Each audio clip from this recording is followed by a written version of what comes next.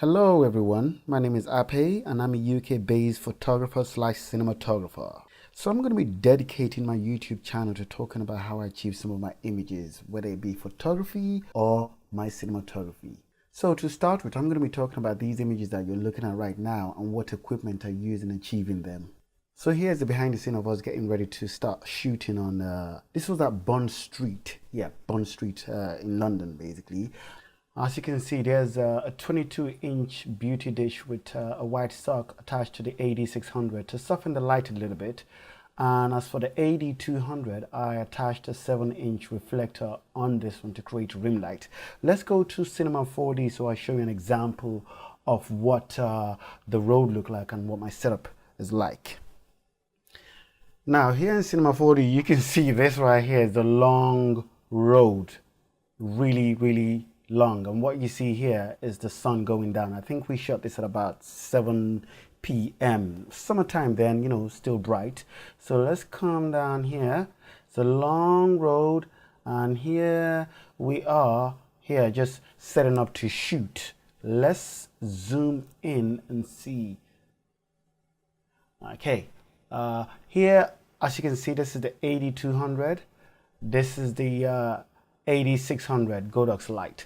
Now the purpose of the AD200 is to create rim light right here and also shoot right here into a silver reflector, which I have an assistant helping me hold, to bounce light back onto this side here.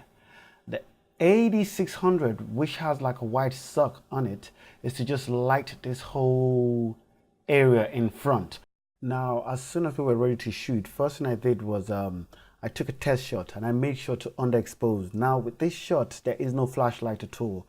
I wanted to just focus more on the background to make sure that the backgrounds are the exact exposure that I want. I now turned on my AD200, which was to help me with the rim light, and after a few tests, I was quite happy with what I was getting. It wasn't too bright, wasn't too underexposed, it was just right. And it was after I got the side light that I now turned on my AD600 with the beauty dish and the white sock just to light her in front.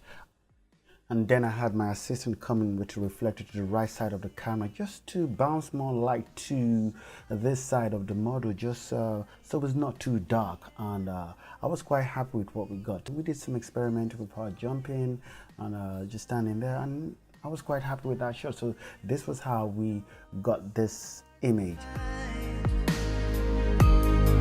You're my world, my everything, you are my life. You are my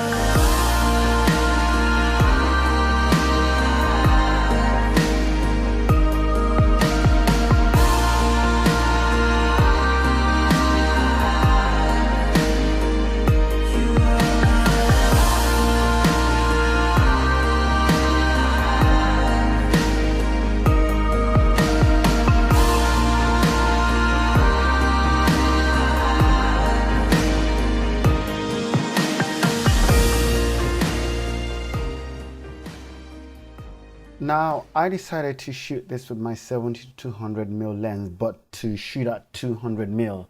I wanted to compress everything behind and make it seem quite close. Plus, I wanted everything to be quite out of focus as well. So I was shooting at 2.8 using my 200mm lens. I did set my ISO to 125 and I also set my shutter speed to 100. Now there's this rule that if you're shooting with a 50mm lens, make sure your shutter speed is above 50. If you're shooting on a 100mm lens, make sure your shutter speed is above 100. At this point I was shooting at 200mm and my shutter speed was set to 100. Why is that? Because there's this effect I wanted to get where I was going to have us spinning, jumping and spinning, and I wanted to get a little bit of that blur, just like this image that you can see right now. You can see that the face is quite sharp, but you can see that little bit of movement in her hair, you know, which is what I was going for. You know, the lights were fast enough to freeze her face, but at the same time you can get this movement that you see right now. So that was something which I was aiming for, which I was quite proud of.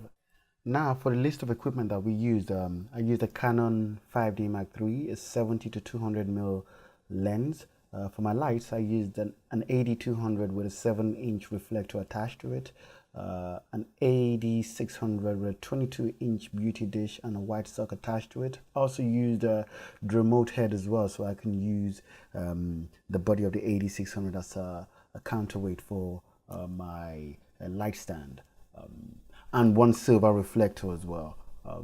Now, if you like stuff like this, please just let me know so I can start uploading more. In the meantime, for my next tutorial, I'm going to be talking about this photograph right here.